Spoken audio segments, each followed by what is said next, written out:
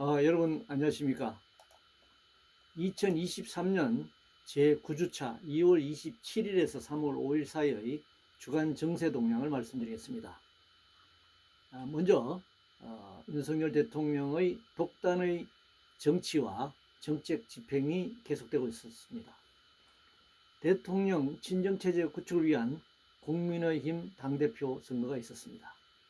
더불어민주당 이재명 대표 체포동의안이 부결되었고, 그러나 사법 리스크로 인한 당내 분란이 고조되고 있습니다. 이전 투구와 담합의 여야 보수 정치 구도는 변함이 없습니다. 인사가 만사가 아니라 인사가 검사라고 할 정도로 농공행상 인사가 계속되고 있습니다. 공공기관 운영 및 관리에 관한 법, 즉 공무법의 개정에 착수해야 할 때가 되었습니다. 부와 권력을 독점하는 세상입니다. 그것 자체가 이해 충돌입니다. 고위공직자 재산 상한선을 정해야 할 것입니다. 그 상한선을 넘어가는 재산을 국고에 헌납하지 않는 자는 고위공직에 임명할 수 없고 국회의원 등에 출마할 수 없어야 합니다. 지자체 재정 자립도 높이기 위해 국세 대비 지방세 비율을 높여야 할 것입니다. 재난지원금은 지자체에 따라서 예산에 따라서 차등 지급되는 것이 아니라 중앙정부가 책임지고 전 국민에게 똑같은 기준으로 지급돼야 할 것입니다. 일제강점기 독립운동가에 대한 균형 있는 보훈정책이 필요합니다. 보훈청을 이 보훈처를 보훈부로 격상시키는 것만으로 이 문제가 해결되지는 않을 것입니다. 한국 정치는 이제 한 발짝도 진전되지 못하고 근본적 개혁에 직면하고 있습니다. 경제 문제입니다. 한국 경제 성장 한계에 직면하고 있고 자원 부족과 기술 격차 극복의 과제가 놓여 있습니다.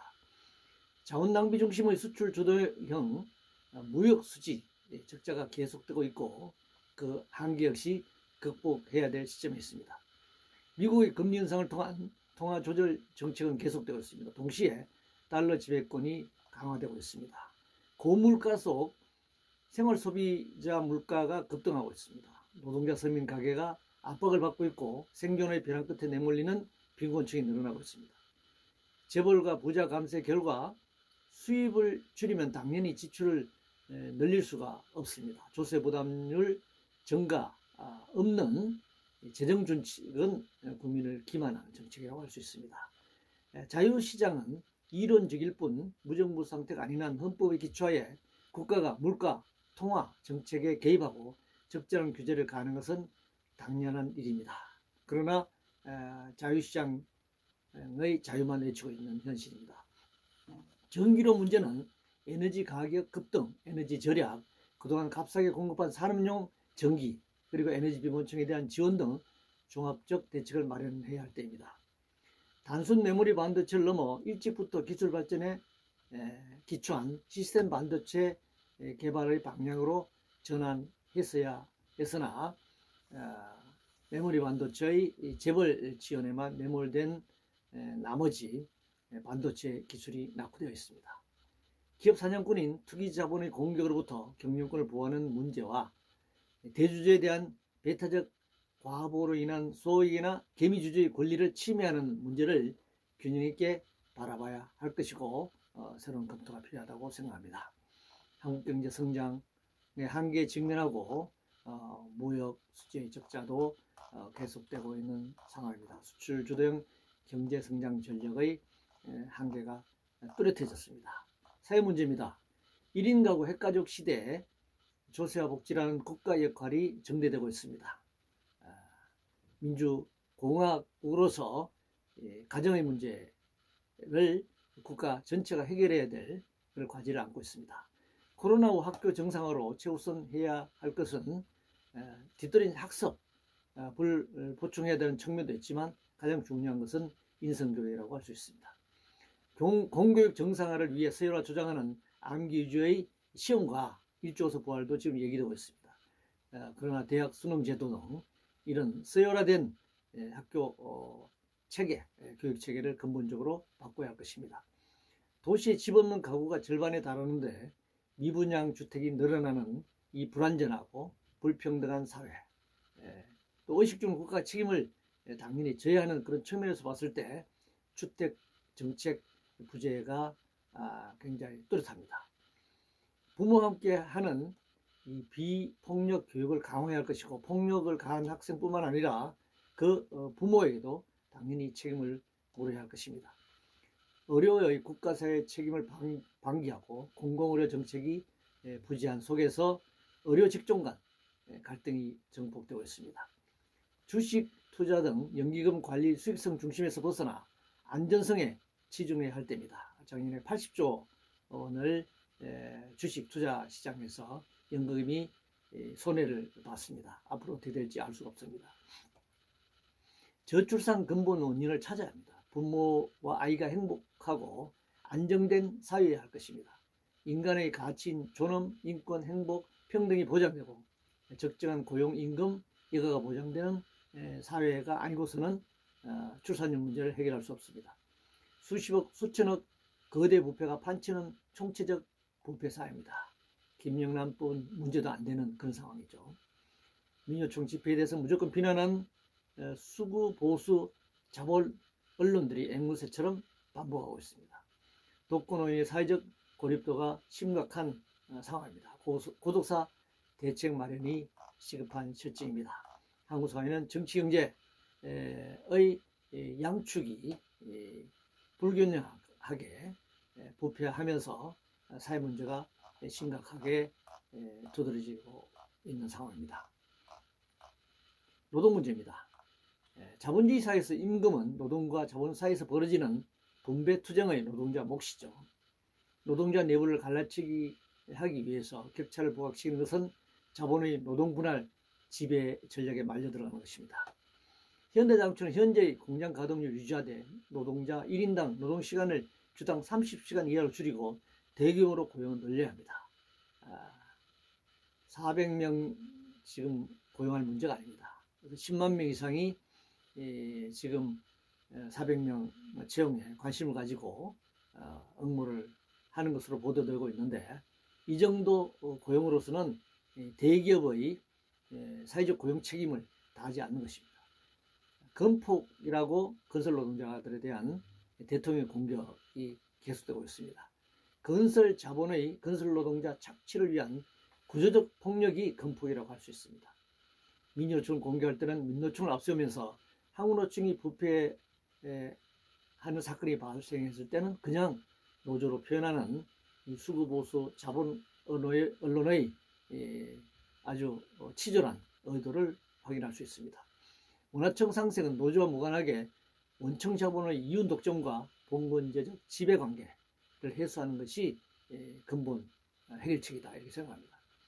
고용 행태를 불문하고 자본의 지배 종속하에 있는 노동자들의 산재는 산재보험이 책임져야 할 것입니다. 나아가 사실 산재보험을 넘어서는 가정에서 다치든 어디에서 다치든 국가가 무상의료로 해결하는 그런 사회를 만들어야 할 것입니다.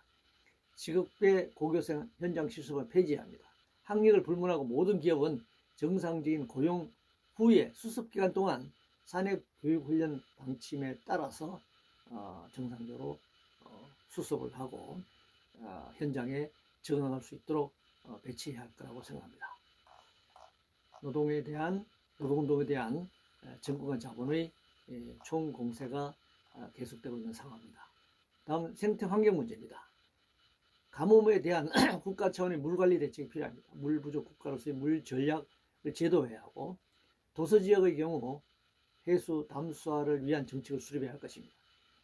자원 확보를 위한 국제적 노력과 동시에 자원 절약형 산업, 소비 구조로 전환해야 합니다. 국회는 삶 문제에 국한하지 말고 식량 문제 해결을 위한 농민, 농업, 농촌 정책 수립에 나서야 할 것입니다. 설악산 케이블카는 국립공원 해수와 함께 전국 200여 개 넘는 지방자치단체의 산, 강, 바다로 케이블카 설치를 확대하는 그런 시발점이 될 것이고, 이것은 환경 파괴 지향으로 이어질 것입니다. 내진 보강 이전에 원전 폐쇄가 우선입니다. 내진 보강은 모든 지역의 모든 건축물에 해당되는 것입니다.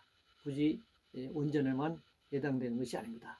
원전은 폐쇄하는 것이 당장 폐로 해야 할 것입니다.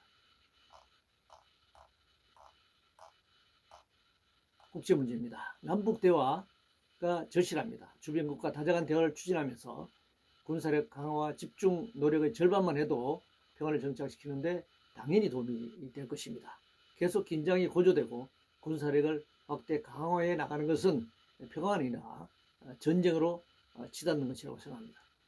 떡 줄 사람 생각도 않는데 김치국 마시는 격으로 윤석열 정부가 과거사 문제에 대해서 입장을 정했습니다. 일본은 제국주의 침략과 지배에 사과 반성할 생각이 없습니다. 일본은 지금 군국주의로 치닫고 있습니다. 미국의 해구산에 숨어 제국주의 부활을 꿈꾸며 군사력을 강화하고 있는데 우리가 과거사에 대한 면죄부를 쉽게 주는 것은 또다시 일본의 군국주의 침략의 정당성을 부여하는 것밖에 되지 않습니다. 미국의 압박에 굴복해 중국과의 경제관계를 후퇴시켜서는 안 될 것입니다. 한미 군사동맹이 한미 경제동맹까지 격상되면서 한중 경제관계가 굉장히 어려워지고 이것은 바로 경제 문제를 넘어서서 군사 외교적인 불안정을 초래할 것입니다. 미국의 압박으로 서둘러 중국과의 경제관계를 축소하면서 발생한 선택의 여지 없이 미국 경제에 예속되는 상황입니다. 우리나라 대기업들이 미국에 현지 직접 투자를 계속 늘려나가면서도 보조금 지급을 받지 못하는 등 차별적 대우를 받음으로써 국부 유출이 심각하게 이루어지고 우리나라 노동자들의 고용이라든가 국내 투자는 줄어드는 반면 미국에서의 투자 수익률을 높일 수 없는 그런 진퇴양난에 빠지고 있습니다. 중국과의 경제관계 정상화 등 다자간 국제 교류로 돌아와야 할 것입니다. 이상으로 2023년 제9주차 정세 동향을 마치겠습니다. 고맙습니다.